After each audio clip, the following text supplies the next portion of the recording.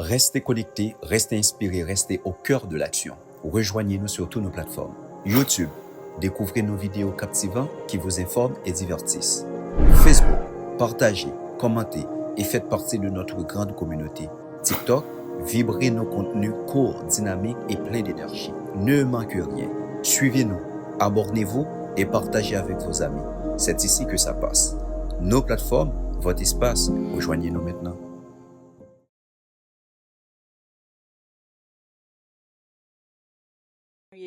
Bienvenue dans l'émission nous Dimanche se prépare qui est consacrée à commentaires que grand exégète nous Manuel Tabot fait. Jeudi, nous voyons lire commentaires que Manuel Tabot fait pour dimanche 9 mars 2025 là, qui c'est premier dimanche temps carême année c'est l'église là. On nous commencer. Nous trouvons première lecture nous dans le livre du Deutéronome chapitre 26 verset 4 arrivé dans verset 10.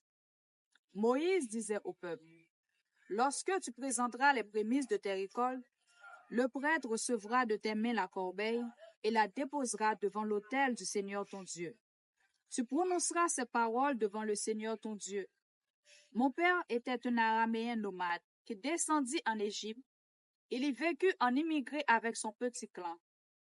C'est là qu'il est devenu une grande nation, puissante et nombreuse. Les Égyptiens nous ont maltraités et réduits à la pauvreté. Ils nous ont imposé un dur esclavage. Nous avons crié vers le Seigneur, le Dieu de nos pères. Il a entendu notre voix. Il a vu que nous étions dans la misère, la peine et l'oppression. Le Seigneur nous a fait sortir d'Égypte à main forte et à bras étendus. Par des actions terrifiantes, des signes et des prodiges. Il nous a conduits dans ce lieu et nous a donné ce pays, un pays ruisselant de lait et de miel. Et maintenant, voici que j'apporte les prémices des fruits au sol que tu m'as donné, Seigneur. Konya, nous pourrons lire commentaire que Manuel Tabot fait de premier lecture. En entendez. En réponse au don de Dieu.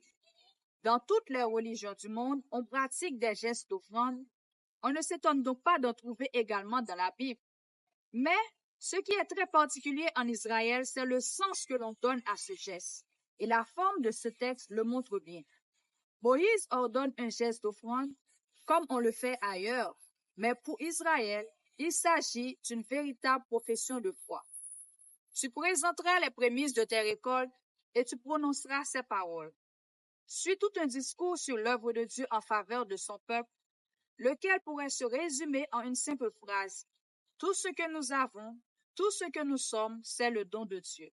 Elle est là, la grande insistance et la nouveauté de l'ensemble de la Bible et du livre du Deutéronome en particulier. Dans les autres religions, il s'agit le plus souvent d'une démarche de demande pour obtenir les bienfaits dont les divinités ont le secret. Israël inverse complètement le sens du rite. Le geste d'offrande y est vécu comme un geste de reconnaissance. Apporter les offrandes, ce n'est pas concéder à Dieu quelque chose qui nous appartiendrait, c'est reconnaître que tout vient de lui. Ce n'est pas arriver les mains pleines de nos richesses, c'est reconnaître que sans lui, nos mains seraient vides. Dans cet esprit, apporter ces offrandes est un geste de mémoire. Si le Deutéronome y insiste, c'est probablement que la leçon n'était pas inutile. Effectivement, le peuple semblait devenu amnésique. La reconnaissance pour les bienfaits de Dieu s'était estompée. Dans l'aridité du désert, le peuple avait pourtant bien compris que sa survie dépendait de Dieu et de lui seul. Mais une fois arrivé en terre promise, il risquait d'oublier cette dépendance fondamentale, car dès l'entrée en Canaan, ce que nous appelons Israël aujourd'hui, le peuple qui avait fait alliance avec Dieu au désert a été confronté au culte des gens du pays.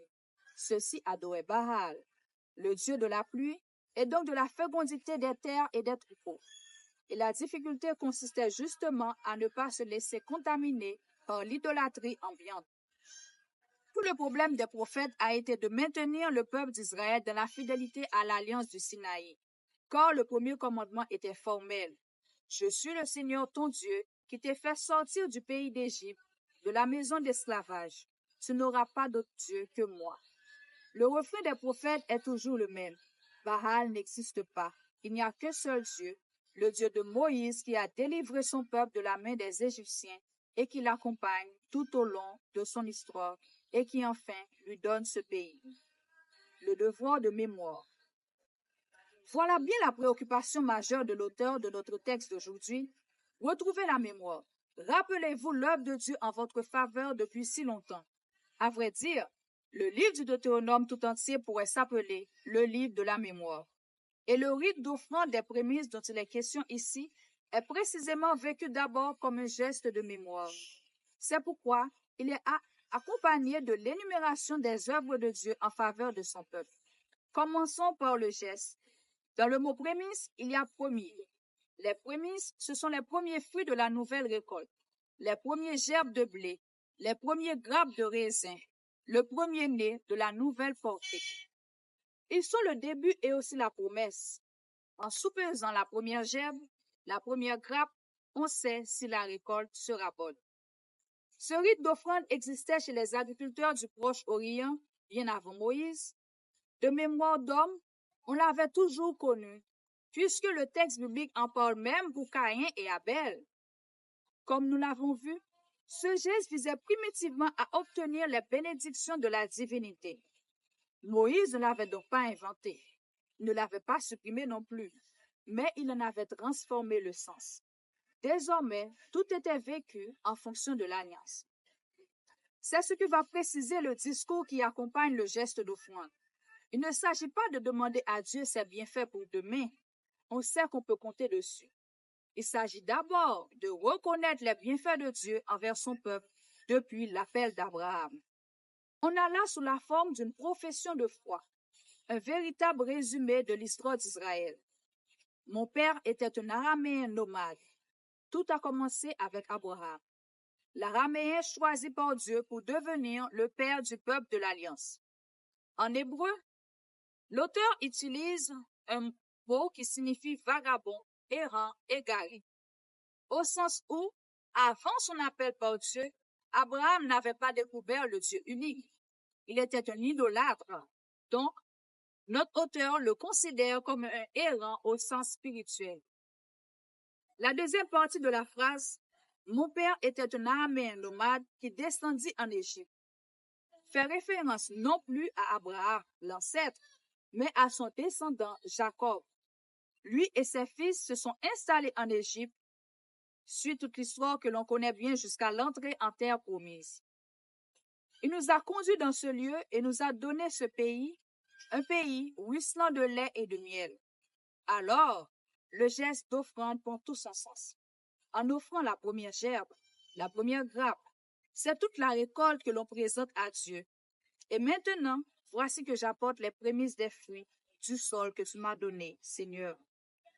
Notre geste d'offrande au cours de la messe a le même sens. Reconnaissance que tout ce que nous possédons dans tous les domaines est cadeau de Dieu. Tu es béni, Seigneur, Dieu de l'univers. Nous avons reçu de ta bonté le pain, le vin que tu nous donnes. C'est ce que notre missel appelle la préparation des dons. Dommage qu'il ait oublié de préciser préparation des dons de Dieu. Konya nous pourra rentrer dans ce somme-là. Somme 90-91, verset 1 et verset 2, verset 10 et verset 11, verset 12 et verset 13, verset 14 et verset 15. Quand je me tiens sous l'abri du Très-Haut et repose à l'ombre du Puissant, je dis au Seigneur, mon refuge, mon rempart, mon Dieu dont je suis sûr. Le malheur ne pourra te toucher, ni le danger approcher de ta demeure. Il donne mission à ses anges de te garder sur ton chemin. Ils te porteront sur leurs mains pour que ton pied ne heurte les pierres. Tu marcheras sur la vipère et le scorpion. Tu écraseras le lion et le dragon. Puisqu'il s'attache à moi, je le délivre. Je le défends, car il connaît mon nom. Il m'appelle et moi, je lui réponds. Je suis avec lui dans son épreuve. Ce psaume se présente un peu comme un entretien à trois personnes. Tantôt, c'est Israël qui parle. Quand je me tiens sous l'abri du Très-Haut et repose à l'ombre du Puissant, je dis au Seigneur, mon refuge, mon rempart, mon Dieu dont je suis sûr. Tantôt, ce sont les prêtres à l'entrée du temple. Le malheur ne pourra pas te toucher, ni le danger approcher de ta demeure. Il donne mission à ses anges de te garder sur tous tes chemins. Tantôt, enfin, c'est Dieu lui-même. Puisqu'il s'attache à moi, je le délivre, je le défends, car il connaît mon nom. Il m'appelle et moi, je lui réponds. Je suis avec lui dans son épreuve. Reprenons tout simplement les versets dans l'ordre. Quand je me tiens sous l'abri du Très-Haut et repose à l'ombre du Puissant, je dis au Seigneur, mon refuge, mon rempart, mon Dieu dont je suis sûr. Vous avez remarqué les 4 noms différents donnés à Dieu dans les premiers versets. Le Très-Haut est Lion, le Puissant El Shaddai, le Seigneur Yahvé. Et enfin Dieu, un mot que nous connaissons bien, Elohim. Les autres peuples appelaient leur divinité de 3 de ces noms. Le Très-Haut, le Puissant ou Elohim. Et Israël reprend ces termes habituels pour désigner son Dieu. Mais ce peuple est le seul au monde à pouvoir l'appeler par le 4e, le fameux nom révélé à Moïse au buisson ardent, Yahvé. Comme dit Dieu lui-même dans le livre de l'Exode, « Je suis apparu à Abraham, à Isaac et à Jacob comme le Dieu puissant, El Shaddai. Même mon nom, Yahvé, le Seigneur, je ne l'ai pas fait connaître. » Toute cette première strophe développe le thème de la sécurité du croyant. L'abri du Très-Haut, l'ombre du Puissant, mon refuge, mon rempart, mon Dieu dont je suis sûr. L'abri du Très-Haut dans le langage des psaumes, c'est le temple de Jérusalem. Quant à l'ombre, elle est à la fois celle des ailes des statues de chérubins qui supplombent l'ange d'alliance et une allusion à la présence protectrice de Dieu tout au long de l'Exode. Quand le mot « aile » évoque celle de l'aigle qui encourage les premiers vols de ses petits. Jusqu'au jour où l'ange Gabriel dira à la jeune fille de Nazareth, « La puissance du Très-Haut te prendra sous son ombre, sois sans crainte, Marie. » La fin de cette strophe, « Mon refuge, mon rempart, mon Dieu dont je suis sûr », sonne donc comme une profession de foi, mais surtout comme une résolution, sous-entendu idolâtrie. Car il faut sans cesse reprendre l'engagement de ne pas quitter l'abri du Très-Haut. Nous verrons d'ailleurs en méditant l'évangile des tentations de Jésus, que nous lisons également ce dimanche, combien l'attitude de Jésus dans l'épreuve consonne avec celle décrite dans ces versets. Jésus est celui qui ne cesse de prendre Dieu comme refuge. Le thème de la lutte contre l'idolâtrie est souvent repris dans les psaumes, comme dans l'ensemble de la Bible. D'ailleurs, on peut être surpris de la fréquence de ce thème, mais il est clair que cela a été pendant très longtemps le cheval de bataille des prophètes. Et peut-on dire même aujourd'hui que cette bataille est gagnée? L'idolâtrie prend des visages différents, mais sans cesse renouvelés au cours des siècles de l'histoire humaine. Je suis avec lui dans son épreuve. Les 2 strophes suivantes dans notre lecture d'aujourd'hui sont une sorte de catéchèse des prêtres à l'adresse des croyants qui arrivent au temple de Jérusalem. Maintenant que le peuple a promis de ne pas quitter la protection de Dieu, voici la parole qui lui est révélée. Le malheur ne pourra pas te toucher, ni le danger approcher de ta demeure. Il donne mission à ses anges de te garder sur tous tes chemins. Ils te porteront sur leurs mains pour que ton pied ne heurte les pierres. Tu marcheras sur la vipère et le scorpion. Tu écraseras le lion et le dragon. Le message est doux. Premièrement, la victoire sur le mal est assurée. Ce sont les images d'écrasement des animaux dangereux, la vipère et le scorpion, le lion et le dragon. Deuxièmement, et c'est le plus important, cette victoire est assurée parce que Dieu ne cessera pas de protéger son peuple. Il donne mission à ses anges de te garder sur tous tes chemins. Ils te porteront sur leurs mains pour que ton pied ne heurte contre une pierre. Dans la méditation biblique, ces 2 strophes concernaient d'abord le peuple d'Israël, puis peu à peu on a pris l'habitude de les appliquer au Sauveur qu'on attendait, c'est-à-dire le Messie, puisque le véritable triomphateur de tous les maux qui agressent l'humanité ce sera le Messie. Dernière strophe. Puisqu'il s'attache à moi, je le livre. Je le défends, car il connaît mon nom. Il m'appelle et moi, je lui réponds. Je suis avec lui dans son épreuve. Le psalmiste ici fait parler Dieu. Un mot seulement sur le dernier verset. Je suis avec lui dans son épreuve. L'homme de la Bible a découvert Dieu non pas comme celui qui écarte toute épreuve d'un coup de baguette magique, mais comme celui qui est avec nous dans nos épreuves. Le mot à mot ici, c'est moi avec lui dans l'épreuve. C'est exactement le même sens que le mot Emmanuel qui signifie littéralement Dieu avec nous. En fin de compte, ce psaume est un peu le modèle de toute liturgie. L'arrivée au temple, la parole, la bénédiction. Quand nous nous joignons à une assemblée célébrante, nous allons puiser la force là où elle se trouve. Nous y entendons proclamer la parole et nous reportons chargés des bénédictions de celui qui est avec nous dans notre épreuve. Il est donc bien normal que ce psaume nous soit proposé à l'entrée du carême. Belle invitation à nous tenir à l'abri du Très-Haut. Moralité, n'hésitons pas au cours de ce carême à aller nous ressourcer à l'ombre de nos églises. Il n'y a plus l'ange d'alliance, il n'y a plus les deux statues de chérubins, ces animaux ailés à tête d'homme, corps et pattes de lion dont les ailes jointes formaient un trône pour Dieu, mais il y a mieux. Il y a la présence de la Trinité. Nous pouvons lire deuxième lecture. Nous trouvons dans lettre de Saint Paul aux Romains, chapitre 10, verset 8, et dans verset 13. Frère, que dit l'Écriture? Tout près de toi est la parole, elle est dans ta bouche et dans ton cœur. Cette parole, c'est le message de la foi que nous proclamons. En effet, si de ta bouche tu affirmes que Jésus est Seigneur, si dans ton cœur tu crois que Dieu l'a ressuscité d'entre les morts, alors tu seras sauvé. Car c'est avec le cœur que l'on croit pour devenir juste. C'est avec la bouche que l'on affirme sa foi pour parvenir au salut. En effet, l'Écriture dit, « Quiconque met en lui sa foi ne connaîtra pas la honte. » Ainsi, entre les Juifs et les païens, il n'y a pas de différence.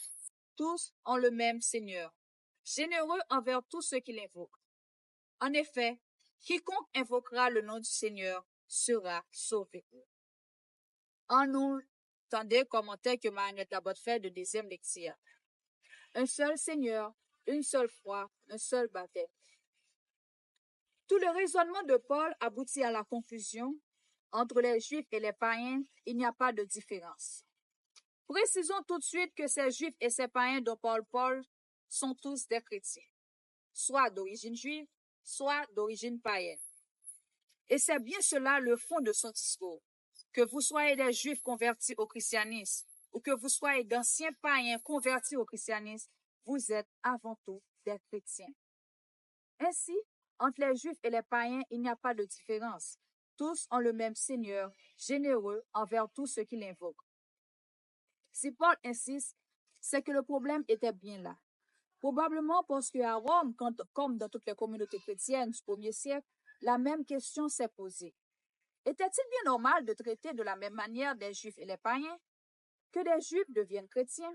C'était évidemment conforme au plan de Dieu, puisque Dieu avait préparé son peuple pendant de longs siècles à recevoir le Messie.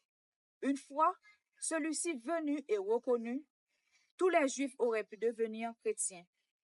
C'était évidemment le souhait de Paul, mais les choses se sont passées autrement. C'est une minorité seulement du peuple juif qui a adhéré à Jésus-Christ. En revanche, ce sont les païens qui ont constitué le noyau le plus important des communautés chrétiennes. Entre ces chrétiens d'origine si diverses, soit juives, soit païennes, la cohabitation posait inévitablement des problèmes. Sur le plan des habitudes quotidiennes, tout les séparait et les sujets de discussion ne manquaient pas. La loi, la circoncision, les coutumes alimentaires. Plus profondément, pour certains juifs devenus chrétiens, c'était une affaire de principe.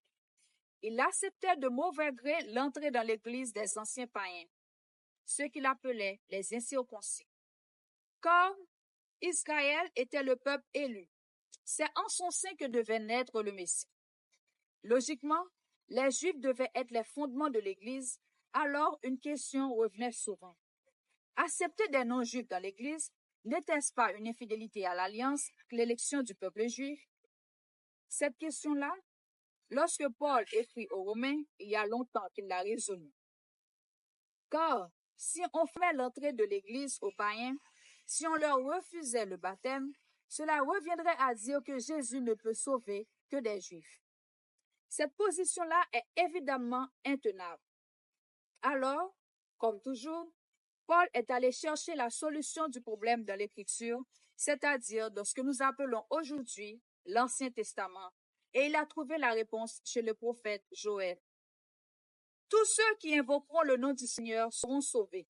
Joël parlait justement du temps de la venue du Messie. Je répandrai mon esprit sur tout être de chair. Vos fils et vos filles prophétiseront. Vos anciens seront instruits par des songes et vos jeunes gens par des visions. Même sur les serviteurs et sur les servantes, je répandrai mon esprit en ces jours-là. Alors quiconque invoquera le nom du Seigneur sera sauvé. Argument imparable, puisque c'était dans l'Écriture. Mais bien surprenant quand même pour les contemporains de Paul, suffit-il réellement d'évoquer le nom du Seigneur pour être sauvé? Jusqu'ici, il fallait être circoncis et pratiquer la loi scrupuleusement. Les choses auraient-elles changé? Oui, répond Paul, car Jésus-Christ, lui aussi, mérite le nom du Seigneur. Désormais, tout homme qui invoque le Seigneur Jésus-Christ peut être sauvé. N'est-ce pas ce que Jésus lui-même a déclaré à Nicodème? Dieu a tellement aimé le monde qu'il a donné son Fils unique afin que quiconque croit en lui ne se perde pas, mais obtienne la vie éternelle. Jésus a bien dit quiconque, c'est-à-dire tout homme.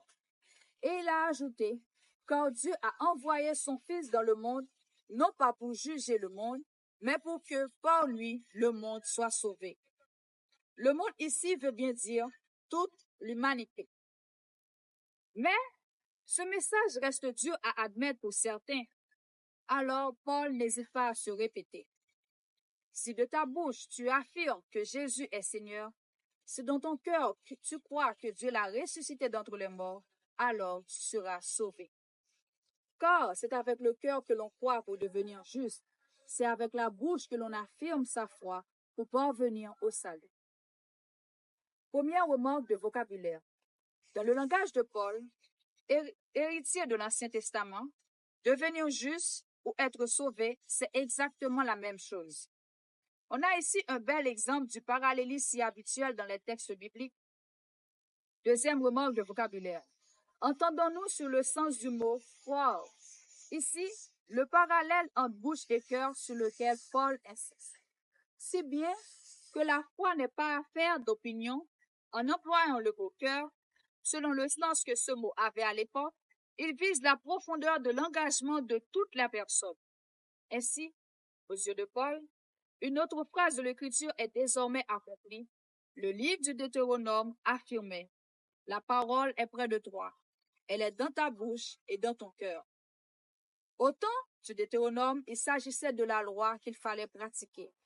Maintenant, dit Paul, cette parole, c'est tout simplement le message de la foi en Jésus-Christ.